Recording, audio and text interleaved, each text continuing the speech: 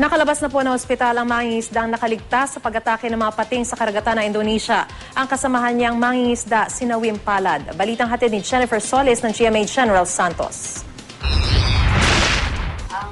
Malalalim na sugat sa iba't ibang bahagi ng katawan ang sinamo ng lalaking ito matapos atakihin ng mga pating sa karagatan ng Taruna, Indonesia noong 5 ng Pebrero. Kwento ng biktima, kasama raw niyang pumalaot ang kaibigang si Ariel Aying para mangisda.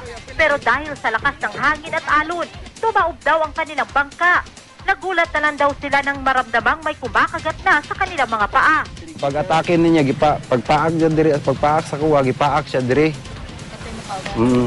Pagpaak niya, ingon siya nga gipaak ko, ang kudako. Paghampil na ko sa iyang kining bukton, ang kining isa kapalad na ko, napay subra siya nga dili pa na ko matakpan.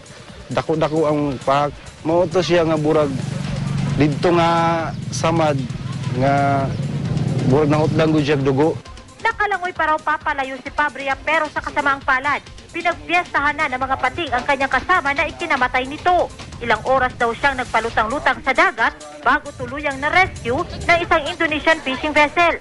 Nakauwi na ngayon si Fabria sa kanilang bahay sa Sarangani matapos magpagaling sa isang ospital sa Indonesia.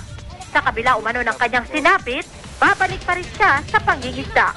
Maura mong dunia mong gibuhi sa mong kuan brag kining sa pagkabata ba or kuan kay mao mong pangita diri sa dapin sa dagat.